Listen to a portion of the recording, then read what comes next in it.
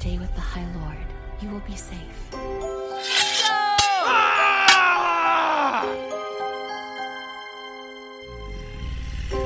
Humans have no say in the law of dragons. Bonjour et bienvenue dans le podcast Le Fond du Chaudron. Ici, on vous parle de fées, de dragons, de loups-garous et de sorcières, bref, des lectures de notre book club fantasy, pour la plupart en anglais et quelques-unes en français. Le principe est simple, un thème, 4 lectrices, 4 questions auxquelles on répond à tour de rôle.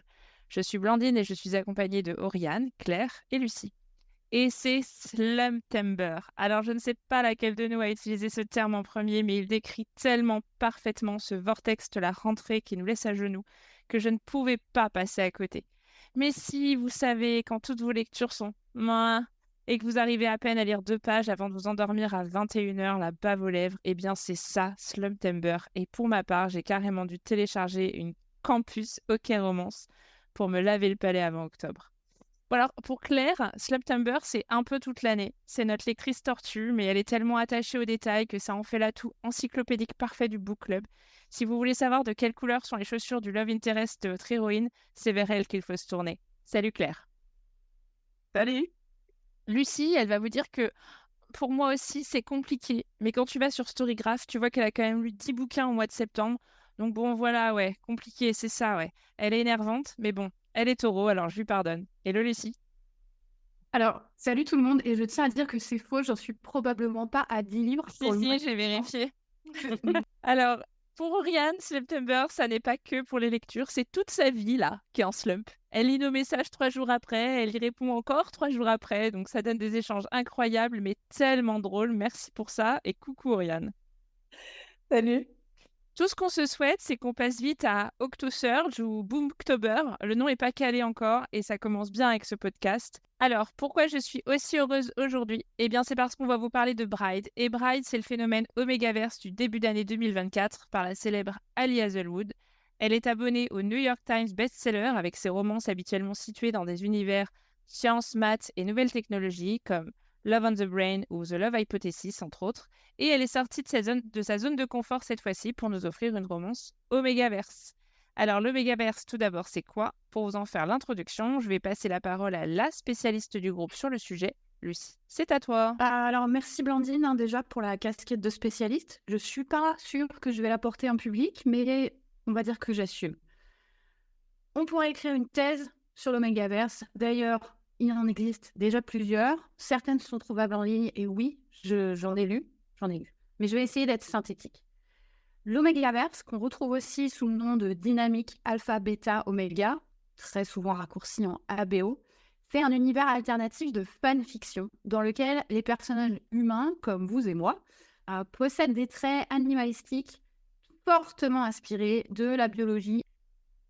La principale caractéristique qu'on va retrouver, c'est celle du genre secondaire, alpha, bêta et oméga. C'est un univers dont la première apparition documentée date de 2011 dans la fandom de Supernatural pour les connaisseurs et les connaisseuses. Et c'est quelque chose qui s'est très vite propagé à d'autres fandoms comme Sherlock, Harry Potter et énormément d'autres. Donc aujourd'hui, on va vous parler de Bride. Bride, c'est vraiment une œuvre qui, à mon sens, ne rentre pas en détail dans l'Omegaverse. Et beaucoup des caractéristiques, on va dire, classiques n'y sont pas mentionnées. On va pourtant y retrouver des concepts comme celui de mate, qu'on a déjà vu dans pas mal d'œuvres de fantasy comme ACOTAR et compagnie, de mating bite, qui va avec, et bien sûr de knotting. Je ne sais pas encore comment ça a été traduit dans la VF, donc on attend vos retours là-dessus. J'espère que la traduction fait honneur à ce livre. On reste sur une œuvre qui est grand public, même si évidemment on est sur une romance pour adultes, 18+, n'y allez pas avant. À mon avis, c'est une bonne introduction à cet univers. Et si les aspects spécifiques à l'Omegaverse dans Bride vous ont plu, on aura d'autres références pour vous. Je passe donc la parole à Claire qui va nous faire le pitch du livre. Pour continuer l'épisode, on va être obligé de vous spoiler un peu le livre. Donc si vous ne l'avez pas encore lu et que vous comptez le faire, on vous rappelle qu'il est sorti en français le 18 septembre 2024 chez Milady, dans une très belle édition reliée. Si vous préférez attendre de l'avoir lu, c'est le moment d'arrêter votre écoute et de revenir plus tard pour débriefer avec nous. C'est bon, vous êtes tous partis? Allez, nous on y va. Bride, ça se passe dans un univers où les humains, les loups-garous et les vampires vivent tous en... Ah non, on peut pas vraiment dire harmonie, car ils sont tous plus ou moins sur la brèche de la guerre. Et la vampire Misery, dont c'est l'histoire, et qui la raconte à la première personne, le sait très bien, car elle a passé son enfance en tant qu'otage chez les humains, comme gage de bonne volonté de son peuple buveur de sang. Mais voilà que sa meilleure amie humaine disparaît mystérieusement en lui laissant son chat, et que son cher papa, un des vampires les plus importants de sa génération, lui demande de se sacrifier de nouveau en épousant l'Alpha, le chef d'un des plus gros clans d'Amérique du Nord, des loups-garous. Misery y voit aussi l'occasion de mener l'enquête pour retrouver sa BFF, mais bien évidemment, elle va aussi rencontrer l'amour. On pourrait faire toute une thèse autour de Bride, tellement il y a à raconter, décortiquer, analyser. Par exemple, le traitement de la virginité, la dynamique des clans des loups-garous, l'humour incroyable de Misery, le trope de l'orphelin et celui du père célibataire. Mais on va essayer autant que possible de coller à notre formule magique et comme d'habitude, on va poser chacune une question. Et c'est Lucie qui commence.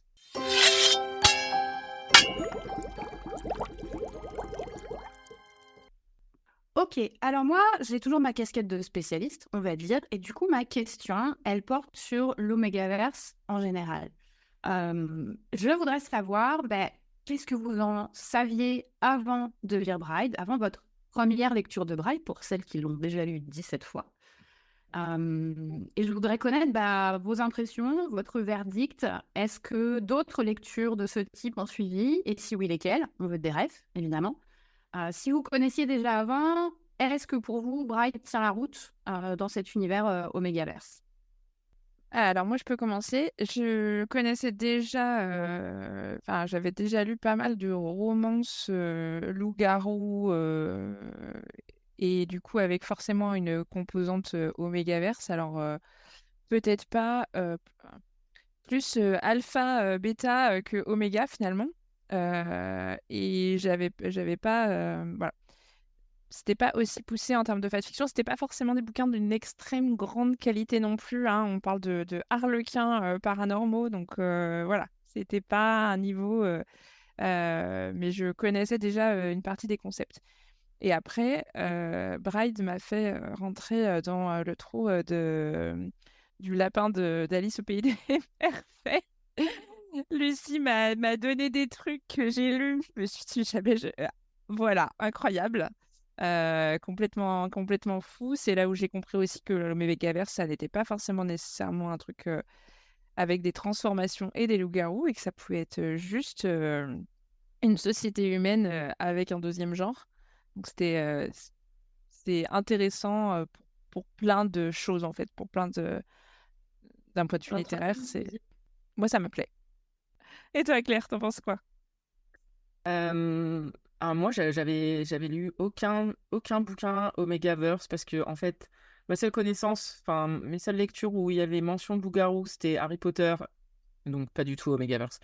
Et Twilight, pas vraiment Omegaverse, si ce n'est qu'il y a quand même une notion de alpha, voilà. Mais bon, comme c'est écrit par une mormone, il n'y avait pas de smut déjà dedans. Donc, voilà. Non, j'avais rien lu, donc c'était un peu mon introduction, ce qui est pas mal en fait, du coup, comme introduction, parce que, comme l'a dit Lucie, bon, ça survole un peu le genre. Mais je voyais tout le temps passer des suggestions de lecture sur le sujet. J'avais même demandé à Lucie, mais qu'est-ce que ça veut dire ABO? Et du coup, j'avais vu l'explication d'une créatrice de contenu sur TikTok, ça s'appelle Lauren's Little Library, qui explique le concept à son petit ami dans leur voiture. C'est assez drôle à regarder, je vous conseille. Je crois que c'est en 2 épisodes, où elle explique voilà, qu'est-ce que l'Omegaverse, les relations entre les loups-garous, et le concept de Notting aussi. C'était assez marrant. Voilà, mais c'est tout ce que je savais. Et après Bride, en fait, au début, je m'étais dit, ah, c'est cool, ça me plaît bien, je vais en lire d'autres. Puis j'ai été rattrapée par mon obsession des fanfictions de Ramion, donc j'en ai pas non plus lu depuis. Donc j'ai un peu rien à ajouter comme référence, mais je prends toutes les suggestions, donc n'hésitez pas à nous laisser des commentaires. Et toi, Oriane? Moi, pense que je suis sur un parcours qui est très très similaire au tien, Claire, sur l'Omegaverse. J'avais vu passer une explication de Lucie dans notre groupe chat. Et je pense que déjà, j'avais ouvert la page Wikipédia et refermé la page Wikipédia. Genre, oh, qu'est-ce que je suis en train de toucher là? La boîte de Pandore. Hein. Clairement, la boîte de Pandore. Et bon, non, mais je plaisante. Je l'avais vraiment lu, la page Wikipédia. J'étais là, ok. Après, j'ai lu Bride et j'étais là, mais c'est hyper cool, Bride. Donc, peut-être qu'en fait, le Megaverse, ça va me plaire et tout. Et après Bride, donc après, je pense, ma 8e lecture de Bride, je me suis dit quand même, ça serait peut-être bien que je lise autre chose dans le Megaverse. Et j'avais pris une de tes suggestions, Lucie. Et le truc m'est tombé des mains, mais de ouf. J'ai absolument pas réussi à rentrer dedans. Et je pense que c'est un peu ce que tu disais, Blandine, sur le fait qu'il y a quand même beaucoup de livres où en fait, si t'es pas vraiment à fond dedans, et comme moi, là, je suis dans un mood, grosso modo, si le truc me hook pas direct, c'est mort. C'était pas, ça m'a pas hook direct. Et donc, j'ai lu, je sais pas, j'ai lu DNF à genre 15%, un truc comme ça. J'étais quand même pleine de bonne volonté après avoir lu Bride, parce que je suis quand même allée chercher Omegaverse sur Goodreads, et j'ai téléchargé, je pense, les 3 ou 4 premiers bouquins les mieux notés, les mieux ratés par les utilisateurs de Goodreads. Je les ai eus dans mon Kindle. J'en ai commencé 2. J'ai DNF, les 2. Moi, je sais pas. Tu m'en aurais pas parlé. Je sais pas si j'y serais allée rien qu'à à cause du nom de l'autrice, parce que Lola Rock, ça fait vraiment MSN 2002. Et toujours pour revenir à la question de Lucie, je reconnais un truc quand même à cette histoire de Bride, c'est que juste après ma lecture, il est possible que j'ai cherché 2-3 trucs sur TikTok, et donc il est possible que l'algorithme de TikTok est abreuvé de vidéos qui expliquent le notting. Et honnêtement, je pense que vraiment, avant Bride, j'étais du côté des gens à qui on explique, et j'aurais fait exactement la même tête. D'ailleurs, je me suis retrouvée en soirée à expliquer à un pote ce que j'étais en train de lire au moment de Bride, et il y a eu une espèce de out-of-body experience où je suis sortie de moi-même et je me suis vue en train de lui expliquer. Je me disais, mais qu'est-ce que c'est que ce moment de ma vie? À même de parler. C'est ça la vie que j'ai choisi de mener.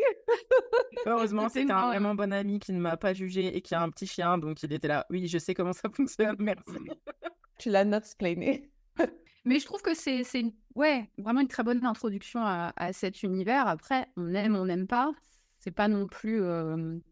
ça prend pas trop le dessus, je trouve. Enfin, je sais pas ce que vous en pensez. Bah, moi, j'ai trouvé qu'avant d'être de l'Omegaverse, c'était du Hazelwood, tu vois. Oui, Et je dis ça en ayant lu, je pense, à ce stade, probablement quelque chose comme l'intégrale d'Hazelwood. Je pense qu'il y a juste ces nouvelles que j'ai pas lues. Et j'ai retrouvé tout ce que j'aime dans Hazelwood. Ouais, je comprends ça. Oui, complètement d'accord. Alors, je suis d'accord, il y a quand même aussi un truc un peu original avec le fait que ce soit vampire et loup-garou. Moi, j'aime beaucoup Hazelwood parce que voilà, j'aime beaucoup ce qu'elle fait. Mais ça a un côté, le côté univers STEM, etc. Ça a un côté un peu hyper répétitif quand même, on va pas se mentir. Alors, elle a des personnages qui, du coup, se changent. Donc, voilà. Et là, je trouvais que ça changeait vraiment, que du coup, le plot était aussi différent par rapport... Ça lui permettait de faire un plot qui était aussi différent. Et moi, ce que je remarque quand même, c'est que je crois que c'est un des seuls bouquins qu'on ait lu dans le groupe où il a eu l'unanimité, en fait, ce bouquin. Il n'y en a aucune d'entre nous. Enfin, on en a lu des bouquins où on a fait des buddy reads, etc. Et il y en avait toujours l'une d'entre nous qui n'était pas non plus autant à fond que les autres ou qui... Voilà. Non, je suis pas sûre d'être d'accord avec toi. Je trouve qu'on est assez souvent d'accord, en fait, dans les buddy reads. Tu vas regarder Everflame, on est genre totalement unanime, je pense. Je pense qu'on a été très unanime aussi sur Fais-moi rêver. Mais non, mais enfin, voilà. Moi, ouais, mais peut-être pas autant que... Enfin, voilà. Voilà. Tombée amoureuse et de Bride et de Lorway. Donc oui, bien sûr. Mais Bride, c'est une espèce de fanfiction au Megaverse, mais c'est aussi de la bitlit, donc ça, forcément, ça rassemble pas mal. En fait, je pense que si t'aimes bien la bitlit, il y a moyen que t'aimes bien Bride. T'aimes bien l'Omegaverse, il y a moyen que t'aimes bien Bride. T'aimes la romance. T'aimes la romance déjà, t'aimes bien Bride. T'es une meuf qui bosse dans le STEM. Bah, il y a quand même une référence parce que finalement, Alice Hazelwood a étudié ça. Enfin, elle a même commencé à bosser là-dedans. Donc c'est l'univers qu'elle connaît, donc c'est un peu normal qu'elle écrive tout le temps là-dessus. Mais voilà, C'est même on commence par ce que tu connais, quoi. Ouais, c'est ça. Après, moi, je trouve que le plot, tu vois, alors j'ai adoré hein, le côté vampire et loup-garou. Je rigole encore que vampire soit écrit avec un Y, parce que vraiment, oh là là, t'es là, vraiment, les premières lignes, j'étais là, oh, quand même. Mais je crois que fondamentalement, le niveau du plot, tu remplaces ça par les praticiens et les théoriciens de la physique. En réalité, bon, ça va pas chercher tellement.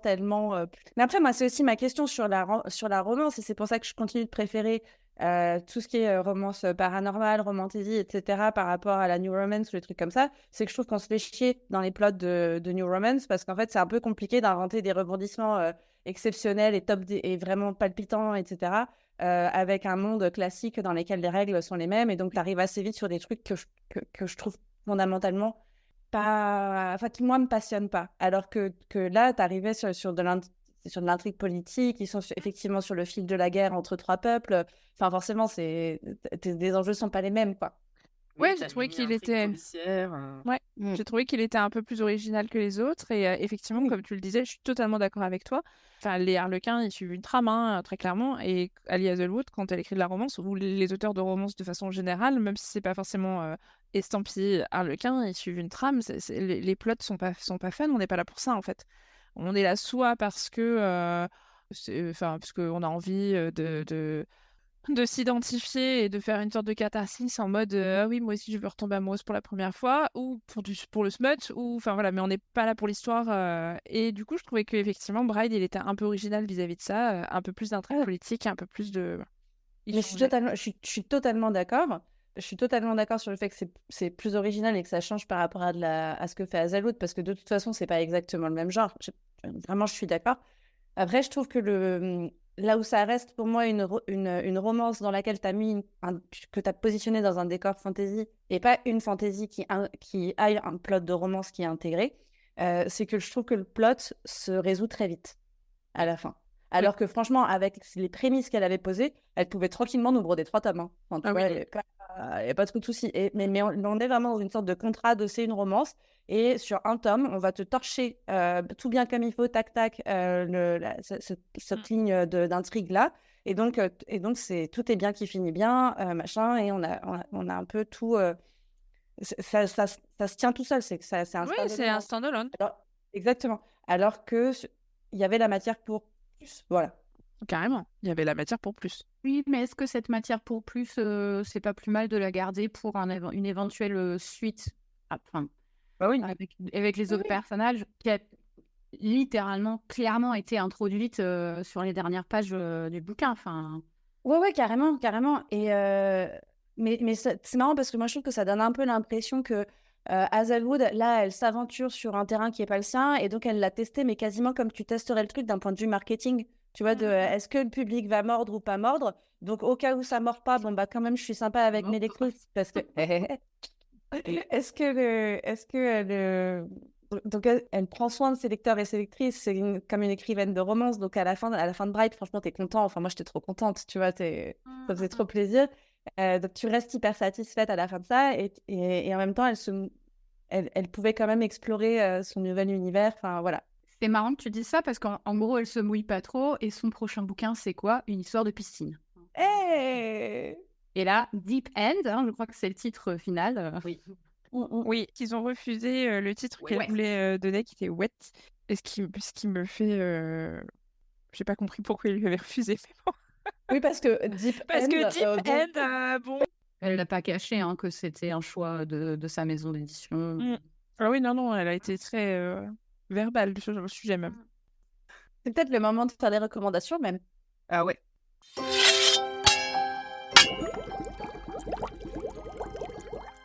Alors moi, je suis pas très Supernatural. J'ai regardé 4 saisons, ça m'a saoulée. Mais c'est pas ma cam. Donc, j'ai pas lu de fanfiction Supernatural, mais je pense qu'on peut trouver hein, l'initiale, la première, en tout cas les premières apparitions de ce concept. Mais tout simplement, voilà, c'est un concept que j'ai vu apparaître dans certaines des fanfictions les plus populaires dans les fandoms que j'aime bien. Et c'est vraiment quelque chose... ça m'a vraiment accroché dès le début, qu'il y ait des histoires de shifter ou pas. Moi, j'aime bien aussi l'Omegaverse sans shifter, dans un monde assez ressemblant au nôtre et tout ça.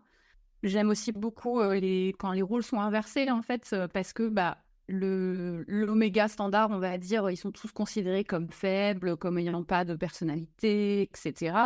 Et justement, je trouve que ça permet d'écrire des personnages qui sortent un peu de ce cadre, et il y a des gens qui font ça super bien en fanfic.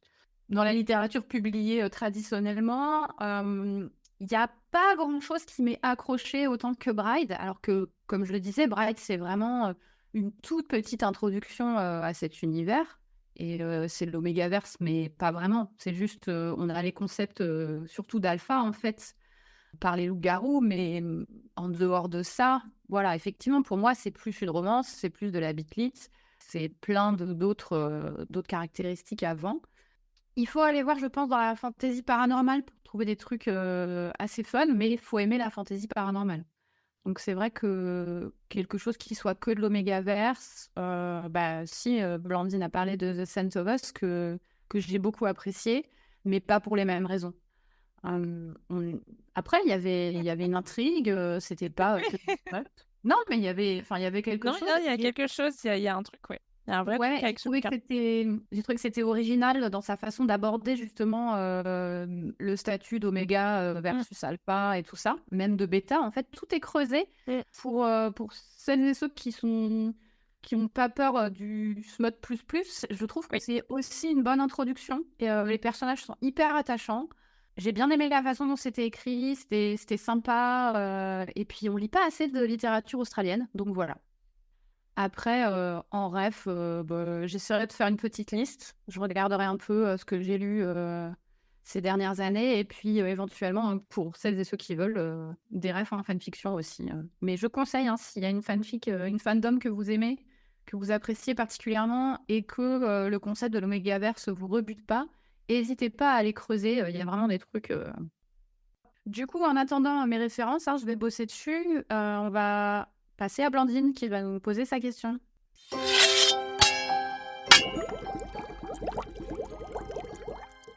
Lo ou Loé, selon les personnes à qui l'on s'adresse, remporte à peu près auprès de nous toutes l'award du meilleur book boyfriend, à minima de l'univers d'Ali Hazelwood.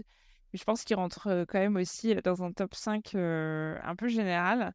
Et moi, je me demandais qu'est-ce qui a fait que ce personnage masculin-là, en particulier, il nous ait convaincus à ce point. Parce que on en a pas mal, des book boyfriends, mais on n'est pas stupide et ils sont jamais complètement parfaits. Et lui, il a quand même remporté les suffrages. Donc voilà, ça m'intéressait de savoir quoi dans la construction de ce personnage vous avait tant plu. Il coche quand même toutes les cases du book boyfriend de base, catégorie non-toxic. C'est-à-dire qu'il est pas dans des dynamiques. Alors, c'est marrant parce qu'en plus, on est dans cet univers de loup-garou où tu as ce truc c'est l'alpha. Donc, techniquement, c'est un mec qui est archi dominant. Il est en position de pouvoir à plein de niveaux. Mais paradoxalement, il est décrit dans quelque chose de très raisonnable. Son autorité est archi respectée. Il a une légitimité qui est absolument non questionnée. Et dans ces dynamiques relationnelles, en tout cas dans la dynamique relationnelle qui s'installe avec Misery, il n'est pas du tout dans ce truc de domination. À aucun moment. C'est même l'inverse. C'est qu'il a ce truc qui, pour moi, ce qui fait un peu la crème de la crème des book boyfriend. Et dedans, tu peux mettre Dorian Avillard, tu peux mettre Rowan Whitethorn, etc. Et à un certain niveau, Rhysand. Mais Rhysand, je trouve qu'il est sur une mauvaise pente à certains niveaux. Mais Cassian est là-dedans aussi. C'est ce truc de je vais totalement laisser l'espace à ma partenaire, même avant que ce soit ta partenaire, etc., pour qu'elle puisse prendre ses propres décisions pour elle-même, etc. Pour moi, le moment où Loé il est au maximum de ça, c'est le moment où il dit à Misery, alors et là, énorme spoil pour celles qui n'ont pas lu, c'est quand il dit à Misery, mais en fait, toi, à ce stade dans le bouquin, tu as 100% compris que c'est Misery sa mate, il n'y a pas de problème. Et quand il dit, je veux pas que tu prennes tes décisions en fonction de moi, mes sentiments, my feelings are mine to handle, mes sentiments, c'est à moi de les gérer. Et c'est le moment où Misery lui dit, mais en fait, moi, je suis amoureuse et moi, je voudrais prendre mes propres décisions par rapport à ça. Et donc, il a fait cette espèce de truc de... Enfin, pour moi, c'est un peu le truc du mec qui est allé en thérapie, en fait, tu vois. Et c'est ça qui fait qu'il est turbo sexy, c'est que c'est un mec qui est allé en thérapie. Après, au-delà de ça, pour moi, Loé, c'est vraiment, et je trouve que là-dessus, je me déteste un petit peu parce que c'est vrai que je suis quand même pas très déconstruite du cul, c'est que, en fait, il a un côté très chevaleresque.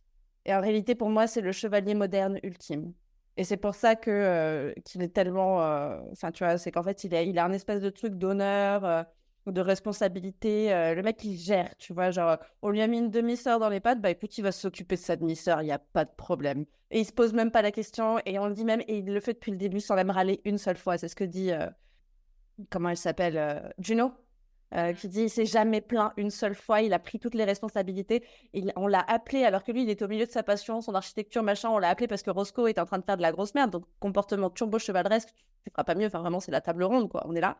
Il arrive, il défonce le mec, il prend le rôle d'alpha, et il moufte pas, alors qu'il avait toute une vie, alors qu'il avait sa passion, etc., etc. Donc pour moi, c'est un peu ça ce qui fait que Loé, c'est le best, c'est qu'en fait, il coche quand même beaucoup de cases finalement assez classiques en réalité, mais je reconnais que voilà, ça fonctionne.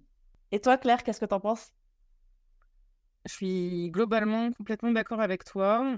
Après, je mets un petit bémol, c'est que Lowe, je l'aime beaucoup. C'est un très bon personnage principal masculin. Après, pour moi, j'ai aussi noté chevaleresque, c'est exactement ça. En fait, je trouve que finalement, ces romances modernes, elles ont beau être modernisées en rajoutant, je sais pas, des éléments modernes, genre la technologie, des gens déconstruits, Du consentement, voilà, du consentement, ouais, ouais. très moderne.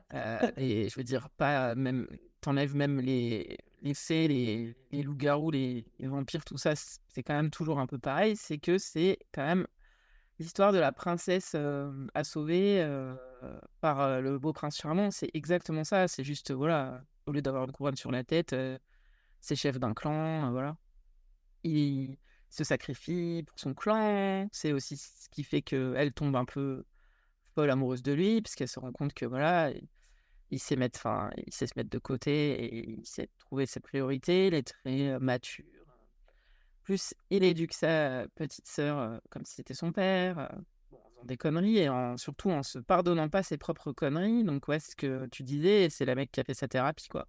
Après, pour moi, du coup, ça me sort un peu, c'est ce que je le disais dans le premier épisode du podcast, c'est que c'est tellement de la science-fiction que ça me sort ça me sort du réel. Et pour moi, c'est pas un mec qui existe dans la vraie vie, quoi. Alors, s'il existe, très bien pour la femme qui va le rencontrer, bravo, vous avez tiré le jackpot.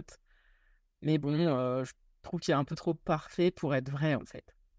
Et que la seule Oui. connerie qu'il fait à un moment, c'est juste, voilà, c'est qu'il veut tellement la protéger, elle, et lui laisser faire ses propres choix, c'est ce que tu disais, et qu'il fait quelque part un choix à sa place quand même, malgré tout, en voulant la protéger, en voulant l'éloigner de lui. Qui est un moment hautement what the fuck du livre où perso, je n'y pas que du tout. Où t'es là, genre, bah alors, Loé, c'est quoi ça? Mais c'est ça, à quel moment t'es si peu égoïste que tu t'oublies complètement, quoi, voilà. Moi, je dois dire que ce moment what the fuck où effectivement il prend une décision à sa place, j'étais là, je disais, ben, je suis pas en train de relire New Moon là, on va se calmer. Qu'est-ce qui se c'est prend ça. pour Edward De Cullen? ouf, de ouf, t'étais là, genre, bah alors? Bah, Alors, je sais pas la ref. Arrête, elle va dépiler autour de nous. J'ai toujours pas la ref. Arrêtez, on va spoiler Blandine. S'il vous plaît, je n'ai lu que le 1 pour l'instant. Et d'ailleurs, ça marche pas non plus dans Twilight, donc faut arrêter maintenant. On a vu que ça marchait pas. Donc voilà, je l'aime beaucoup. C'est un bon personnage. Et je trouve aussi, en fait, moi, des deux, je préfère quand même Misery, parce que en plus, elle est très drôle. mais Et oui. lui, c'est pas qu'il manque d'humour, mais il est trop sérieux dans son rôle, voilà, il prend tout trop au sérieux pour être vraiment fun. Et par contre, mention spéciale pour le fait que ce soit un cybergueux, comme je dis. Oui, ça je l'ai noté, ouais, le côté cybergueux, j'ai adoré quoi. Moi aussi, j'adore, comme je dis. Je veux préciser pour nos éditrices, un cybergueux, c'est quelqu'un qui ne sait pas utiliser les technologies, comme Loé qui tape avec un doigt sur son clavier. Ouais. On est en dessous Ouais. du niveau gendarme. Dans le bouquin, dans la version anglaise, elle appelle quoi Computer illiterate ou un truc comme ça. Je sais Ouais. plus. Mais j'espère qu'ils vont garder ta traduction dans la VF. Et toi, Lucie? Alors, qu'est-ce qui m'a plu chez Lo? Alors, moi, il y a un côté Je saurais pas comment l'expliquer, mais pour moi, c'est pas un personnage principal. Alors, oui, ok, c'est le personnage principal masculin. Mais comme on n'a absolument pas de point de vue de lui, à part ce chapitre un peu épilogue, et encore, il est à la troisième personne, alors que Misery nous parle à la première personne. Il y a vraiment ce côté où, en fait, c'est un peu un blank state. C'est un peu, on peut y projeter ce qu'on veut. Alors, il a quand même comment dire, il a quand même de la personnalité, il y a des actions qui font qu'on peut déterminer certaines de ses caractéristiques. Effectivement, il est très loyal, très dans le consentement. Ouais, chevaleresque, c'est un très très bon résumé, effectivement. J'y avais pas pensé. Mais il y a ce côté où, en fait, je pense qu'on l'aime tant parce qu'on peut projeter ce qu'on veut dessus. Je suis Et d'accord. qu'en dehors des petits débuts de chapitre qui nous donnent un aperçu, et encore, c'est toujours en rapport avec Misery, quoi. Ah, je suis contente que tu en parles parce que tu parlais du chapitre à la fin qui est dans son POV, mais il fallait mentionner ces épigraphes qui sont hyper sympas, surtout quand tu es en deuxième lecture. Il fallait les mentionner. Ouais. Ah bah oui, c'est vrai. mais moi, à la première lecture, il m'a fallu 3 chapitres pour que je percute que... J'ai rien compris. Moi, j'ai rien compris. À la deuxième lecture, j'en ai surligné plein, j'ai pris des notes, j'étais là, ah ouais, ça c'est... Ah mais oui, c'est pour ça qu'il dit ça. Enfin, Franchement, quand vous m'en avez parlé des épigraphes, parce que vous avez fait une relecture de Bride bien avant ma deuxième relecture, et vous en parliez, et j'avais vraiment l'impression d'être stupide. Je n'ai rien vu. Et je me suis dit, quand même, t'es pas un lapin de jour, des bouquins, t'en lis super. Et j'ai des... Même le début, quand tu le relis en ayant eu la fin, tu comprends tellement mieux ce qui se passe au moment du mariage, parce qu'on est sur ce trope de mariage arrangé dans Bride qui fonctionne bien. Et puis moi, je trouve qu'il marche vraiment hyper bien. Et donc, pareil, énorme spoil, tirez-vous si vous l'avez pas lu, mais tu comprends qu'en fait, il a compris que c'était sa mate à l'instant T où il l'a vu. Et Ça, les c'est très conversations... Ouais, mais les conversations qui suivent sont du coup hyper mignonnes quand tu les relis après. Oui. Le Le côté one-sided où la meuf est là en train de dire il me déteste, il me supporte pas, alors qu'en fait c'est parce que je c'est hyper drôle. et je sens voilà, et je sens la bouillabaisse, c'est désagréable et elle arrête pas de prendre des bains pour se débarrasser de son odeur et c'est fou quoi et à la relecture c'est très très drôle. Ouais. Moi, j'ajouterais juste un tout petit truc sur ton idée de projection, Lucie, qui est très vraie, c'est que Ali Hazelwood, elle décrit très peu le physique des personnages aussi. En fait, on sait les 3 caractéristiques principales, genre il est grand, il est fort, il a les cheveux courts, il a les yeux bleus. Mais les yeux, elle décrit pas mal ses yeux, mais aussi c'est des yeux de loup-garou et ils ont des... Enfin, les vampires ont les yeux violets, les loups-garous ont les yeux bleus très, très pâles, voilà. C'est tout ce qu'on sait, en fait. Donc, en fait, on peut projeter tout ce qu'on veut dessus, quoi. La Ouais, prof, je suis Brian d'accord. lui a projeté des cheveux, donc... Il a moi, des je suis cheveux, d'accord. il n'est pas chauve, attention. Voilà. c'est pas Elle lui a ça, il n'est pas projeté une chauve. perruque de cheveux longs. Ça n'est pas Monsieur Non, pas des cheveux longs genre Cassian, faut pas aller jusque-là. Je savais que c'était court, tu vois. Mais j'ai mis plus de cheveux parce que la coupe en brosse, pardon, mais c'est pas possible. Ok, un fancast. Fancast. C'est qui? Bah, Henri Cavill. C'est Non, tout mais- le temps Henri Cavill. Henri Cavill Pas pour la blague. Henri mais Cavill pour la blague. partout. Oui, totalement. Justice Mais Henri nulle Cavill, part. dans quel rôle dans ce cas-là? Il faut... Voilà, Misery. Bah, cher, Misery, c'est logique.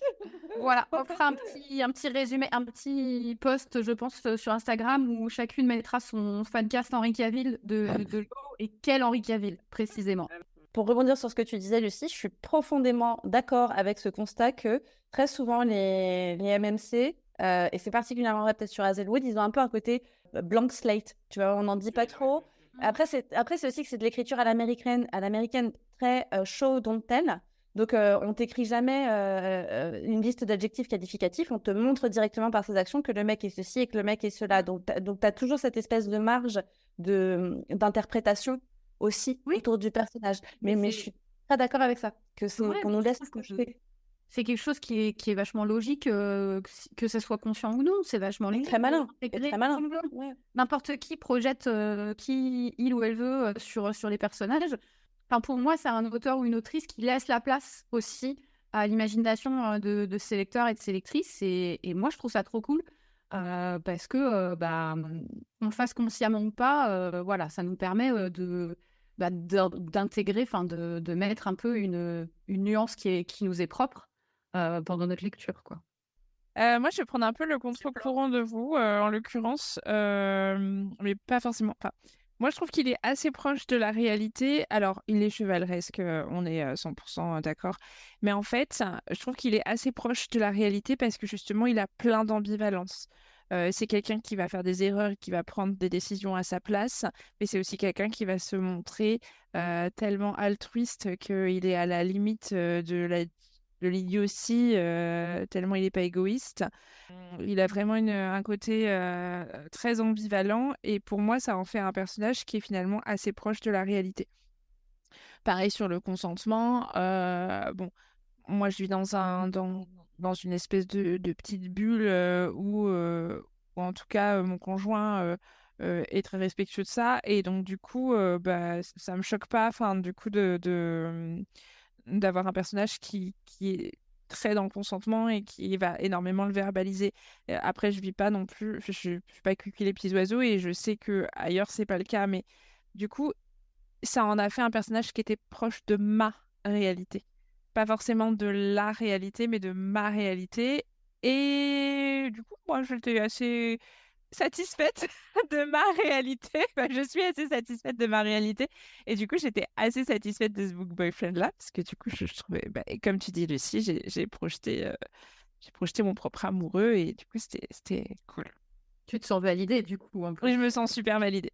Mais ça, c'est hyper plaisant. Et Enfin, voilà. mais Et ouais, c'est bon, ça. alors en plus, si je pouvais avoir l'humour, si vous pouviez considérer que j'ai l'humour de Misery, ce serait vraiment exceptionnel. Mais t'as des petites oreilles pointues et je pense que ça devrait aller. Oh là là, qu'est-ce que c'était sexy ça, quand le mec il n'arrête pas de lui regarder.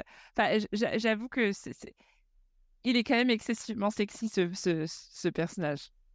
Je veux dire, il la regarde avec des yeux de l'amour, il regarde ses oreilles, il est genre fasciné, et elle est vraiment en mode ça va te dégoûter si j'ouvre ma bouche et que je te montre mes crocs. Et genre, à chaque fois, je ris en mettant ma main devant ma bouche pour pas que tu les vois, alors que lui, il a qu'une envie. Il y a une scène où justement, du coup, il lui dit quand je vais te mordre, donc quand je vais te faire le mating bite, je vais le faire là, je vais le faire là, je vais faire là, je C'est vais la faire fin, là. Enfin, ça, ouais. voilà, c'est tu vois, chou, c'est trop il y a chou. genre voilà, il y a un plan dans sa tête et tout. Et donc, trop chou et tout. Et donc, elle est là, ok, d'accord, elle commence à avoir chaud parce que quand même, c'est excessivement sexy. Un mec qui fait des plans, c'est excessivement sexy, sachez-le. Voilà. Et, et en fait, elle lui dit un truc du genre en attendant, est-ce que tu veux que moi je te morde? Et le mec, c'est fuck yes. Et c'est vraiment ça, c'est fuck yes. Et en fait, il est vraiment dans ce côté très. Enfin, il trouve sa meuf sexy, il est dans l'abandon et il abandonne aussi son rapport de domination pour elle. Parce que se faire mordre, ça reste un truc. Et je trouve que ce personnage est excessivement sexy pour ça, en fait. Ce côté Oui. abandon. C'est un peu ce truc, tu sais, En fait, c'est vrai qu'on parle beaucoup du consentement, etc. Mais il faut quand même rappeler que le consentement, en fait, c'est le niveau zéro de ce qui doit se passer dans ces moments-là. Ce qu'on veut, en réalité, c'est de l'enthousiasme, hein. C'est pas C'est du ça. consentement, on veut de l'enthousiasme. C'est le niveau zéro, mais en même temps, le consentement, c'est la seule chose à laquelle Misery n'a pas accès dans sa vie, sachant que depuis qu'elle est née, en fait, à peu près, on lui demande pas son avis, on va la foutre en otage chez les humains. Moi, je te parle pas du livre. Là, je te parle pas du livre. Je te parle juste que dans la vie, Oui, en en général, général. quand tu fais du sexe avec Bien une sûr. personne, quand on est au stade de demander le consentement, alors je suis d'accord que c'est la base du truc, mais en fait, la réponse à la demande de consentement, elle doit être putain d'enthousiaste, sinon c'est qu'a priori, t'es pas au bon endroit. Et Bien Loé sur l'enthousiasme, il est là. Il est très fort. Ah, Des livres sur l'enthousiasme. c'est Mais ça. ça invalide pas du tout ce que tu dis, hein, Lucie. Mais non, mais justement, je me demande si il n'est pas écrit de cette façon, déjà parce que le consentement est hyper central en tant que thème du bouquin, qu'il soit dans la relation ou en fait dans toutes les relations de Misery, le consentement il est important. D'ailleurs, je suis un tout petit peu déçue que quand on apprend, donc à la toute fin, pourquoi Serena a été choisie pour être son animal de compagnie humain, elle soit pas. Enfin, il n'y fasse pas référence au fait que en fait, toutes ces relations ont été décidées par quelqu'un d'autre. Alors, elle reprend le dessus, elle reprend la main, etc. Et ça, c'est intéressant de voir comment elle le fait. en particulier avec le mec de l'IT là chez les loups-garous là qui a plus peur d'elle après, elle est dégoûtée. Mais ouais, évidemment, c'est la base dans la vie de tous les jours et tout ça. Même le chat, elle l'a pas choisi sans déconner. Mais oui, c'est ça, tout lui est imposé et avec plus ou moins de réussite, quoi, évidemment. Et je trouve que c'est pas mal. Et c'est aussi pour ça que j'ai envie qu'il y ait une suite, c'est que j'ai envie de suivre la vie des autres personnages, comme c'est quand même un peu semi-annoncé. Et j'ai aussi envie d'avoir des petits glimpses, des petits aperçus de la vie de Lo et Misery après, quoi.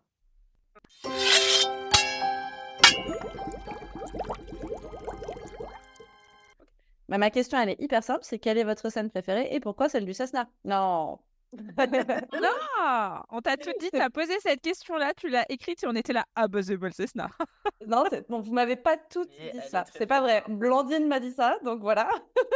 Et après, Lucie, elle a mis des émojis douches.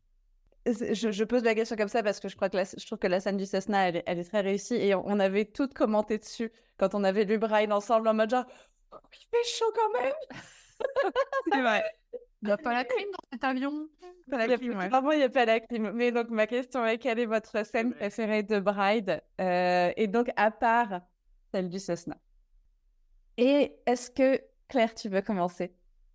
Oui, ma scène préférée, alors effectivement, celle du Cessna est très très très bonne, mais c'est quand même pas ma préférée. Ma préférée, c'est quand ils sont chez Emery et qu'ils doivent se planquer dans son bureau et que quelqu'un va les surprendre et que Lo décide que c'est le moment pour Misery de le mordre. Là, j'avoue que c'était une super scène à plein de niveaux parce que déjà, c'est très hot. Ça fonctionne très très bien. C'est complètement de la biclite. Il y a cette histoire de morsure du vampire, voilà. Et c'est... Ben, je trouve qu'en fait, elle vit ce truc. C'est la première fois qu'elle mord quelqu'un, du coup, qu'elle est pleinement vampire. Et elle, depuis le début, elle dit qu'elle est un très mauvais vampire. Mais que bizarrement, ben, justement, elle a le hardware pour faire ça. C'est très instinctif. Elle y arrive tout de suite très très bien. Après, il se passe une espèce de réaction en chaîne qu'elle n'avait pas prévue parce que, comme elle n'a pas grandi chez les vampires, personne ne lui a raconté, ne lui a dit. Et donc, et c'est vraiment, je trouve, mieux traité que le moment où elle perd sa virginité, car oui, cette héroïne est encore une fois vierge au début de l'histoire. Et je trouve qu'en fait, sa vraie perte de virginité, c'est cette scène, en fait. C'est plutôt sa virginité vampiresque. Tu veux dire la scène où elle pénètre au lieu d'être pénétrée. Voilà, c'est ça. Moi, cette scène, je trouve qu'elle fonctionne très très bien. En plus, il y a du suspense parce qu'ils vont se faire capter. Puis c'est Lo qui lui dit il faut que tu me mordes. Et elle fait ah oui, d'accord, penche ton fou et je vais faire semblant. Et il fait non, mais on peut pas les arnaquer comme ça. Ils ont un sens de l'odorat super développé, ça va pas marcher. Donc il faut vraiment que tu me mordes. Donc c'est lui qui insiste. Et je pense que lui non plus, c'est pas du tout quelle proportion ça va prendre. Et il est aussi surpris qu'elle. Et du coup, les deux perdent un peu leurs moyens. Et je trouve que c'est hyper sexy comme scène. Et ça fonctionne très, très, très, très bien. Donc, c'est ça ma scène préférée. Moi, ma scène préférée, tu en as parlé un petit peu tout à l'heure, Oriane, à un moment donné. Justement, il est tellement altruiste qu'il prend la décision, enfin voilà, que vaut mieux pas qu'ils soient ensemble. Enfin, je sais plus parce que justement, elle a été toute sa vie soumise et au désir des autres, alors pas forcément des désirs sexuels, je pense juste voilà, des machinations politiques de son père, etc., etc. Et que tout le monde essaye d'obtenir quelque chose d'elle, et lui, il est dans une posture très altruiste. Et à un moment donné, elle s'énerve en fait, et elle lui dit What about my love for you? Et si j'ai envie de tomber amoureuse de mon mari, enfin merde, je fais ce que je veux, et voilà. Et en fait, ça arrivait. Je trouve que Misery, on la voit très peu comme quelqu'un qui s'énerve. Et j'ai trouvé ça très intéressant, le fait que, alors elle fait plein de remarques sarcastiques, elle sait très bien tenir tête à son père, enfin voilà, elle a quand même des mécanismes de défense, donc là-dessus pas de souci, mais elle ne s'énerve pas. Moi, à la première lecture de Bride, je me disais, ouah, elle a vraiment écrit un personnage de vampire qui est plat, quoi. Enfin, pas qui est plat, qui est sans émotion majeure et intense.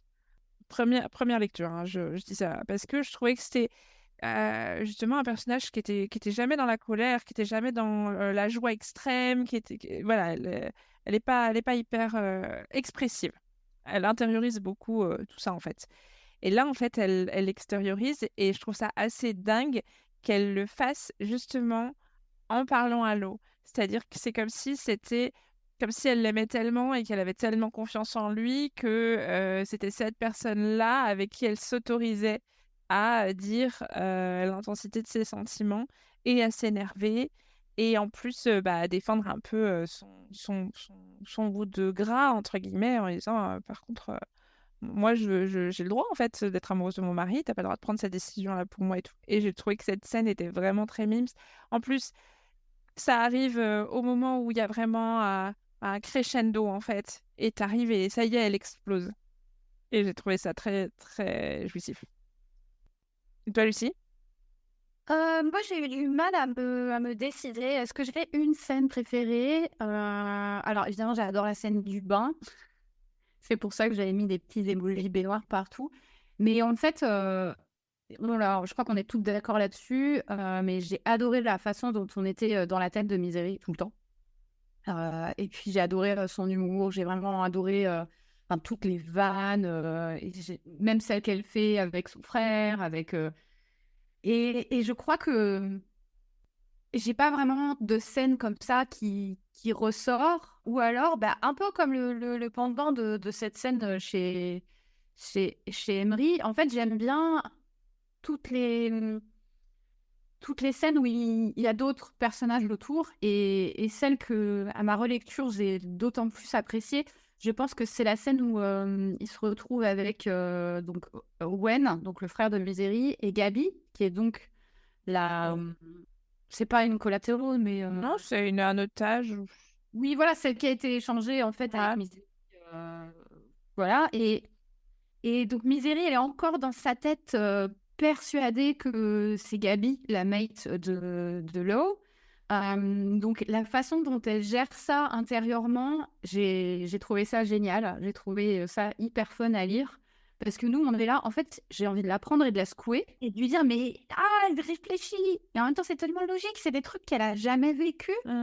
On lui a dit le jour de son mariage, de toute façon, il a une âme sœur, c'est machine, elle va vivre chez vous à votre place, tout ça.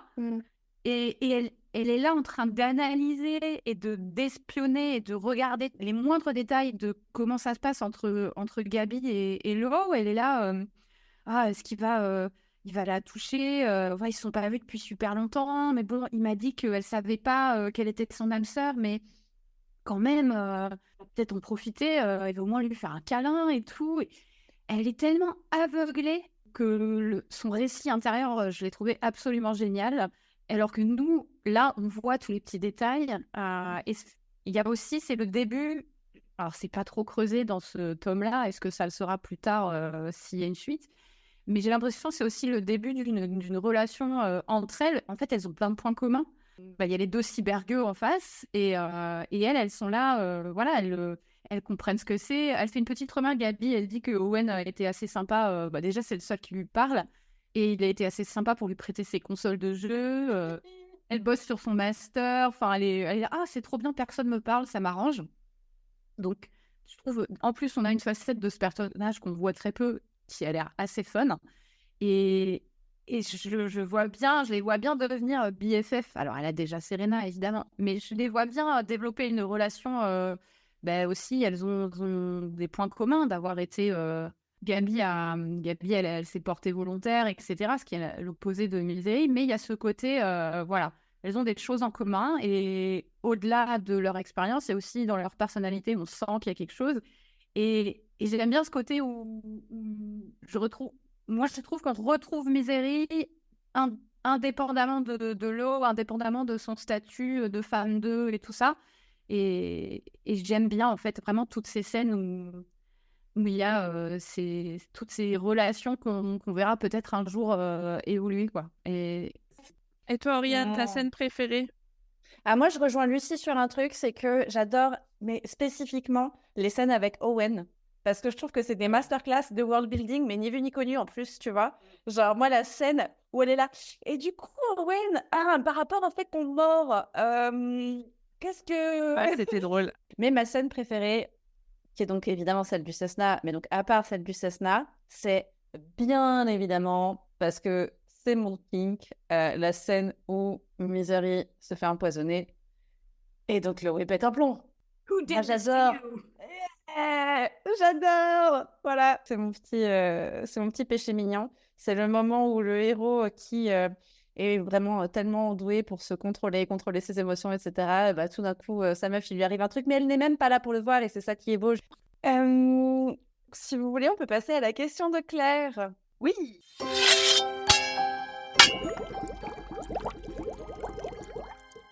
Alors, moi, ma question, c'est celle-ci. Misery, comme pas mal de personnages personnage principal féminine de Ali Hazelwood, est ce qu'on appelle une people pleaser. Donc, on n'a pas de mot comme ça en français, mais en gros, c'est quelqu'un qui accepte beaucoup trop, dans l'espoir, conscient ou inconscient, de se faire accepter par les siens, sa famille, les vampires, sa meilleure amie, etc.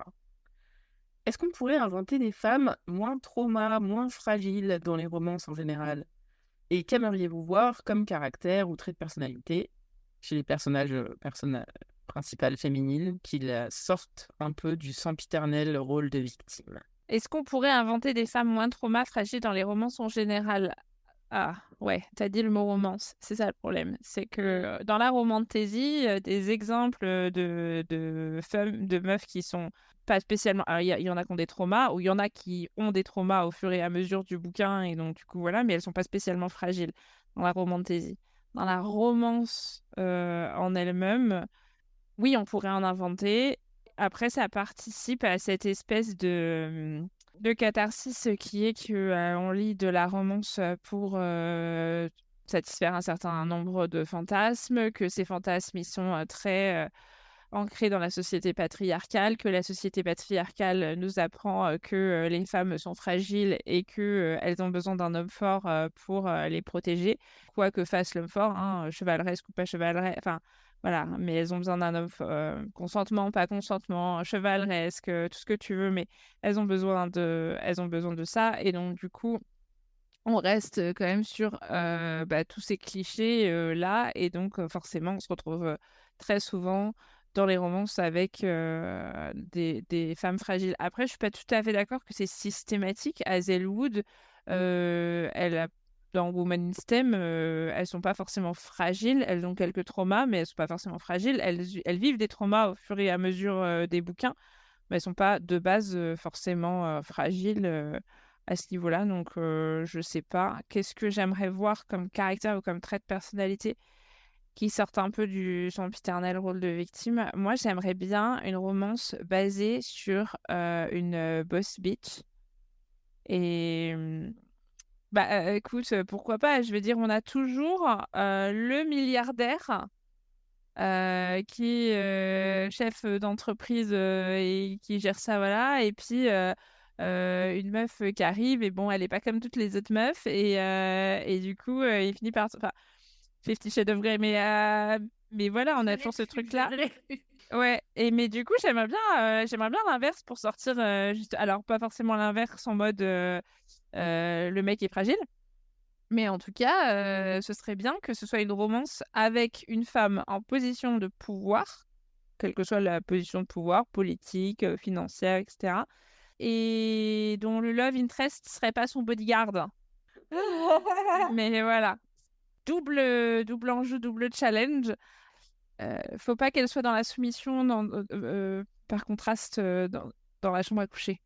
Parce que c'est trop facile, genre, oh ouais, c'est une bad bitch, elle est hyper forte, elle a une position de pouvoir, et du coup, comme elle contrôle tout dans sa vie, et ben, dans le sexe, c'est là où elle s'abandonne et où elle est dans la soumission. C'est saoulant, enfin, vraiment, ne faites pas ça. Ah oui, moi je pense que c'est ça qui est un peu compliqué. C'est pour ça que j'avais pas très envie de me lancer en première sur cette question. C'est que, ultimement, je crois que les histoires qui nous accrochent, c'est des histoires qui sont transformatives pour les héros. Parce que si tu as une histoire où il se passe des trucs à tes personnages principaux, mais qu'à la fin, ils en sortent pas transformés, bah, en fait, c'était quoi l'intérêt de raconter ton histoire, tu vois? Mm.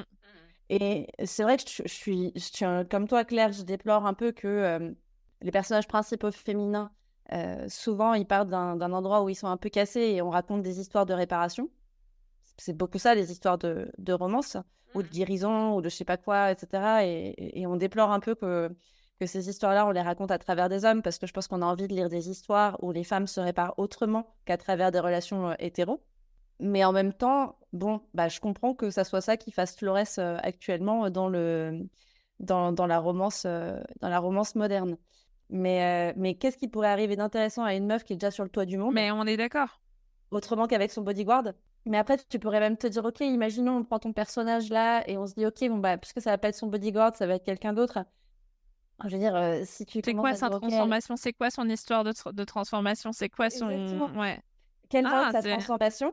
Et si tu l'envoies se maquiller avec un mec qui est lui aussi CEO de quelque chose, bon, Lucie? Alors, des femmes moins traumas / fragiles dans les romances en général, j'ai envie de dire, mais pourquoi faire? Pourquoi faire? Si la personnage principale féminine, elle n'a pas des traumas, pourquoi est-ce qu'elle a besoin d'une relation?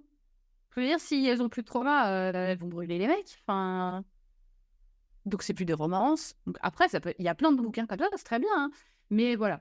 Après, comme trait de caractère, trait de personnalité, bon, je crois que presque tout a été fait. Moi, j'aime bien quand elles sont de l'humour et qu'elles sont sarcastiques, et ça, on en a plein.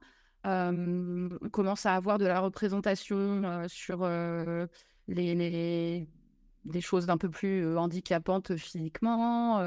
Voilà. J'ai l'impression aussi qu'on est dans une période et une génération d'auteurs et d'autrices qui sont vraiment ouverts à des trucs cool, quoi, là-dessus. Et je pense qu'en creusant un peu, on peut avoir des personnages principaux féminins qui sont pas forcément des victimes.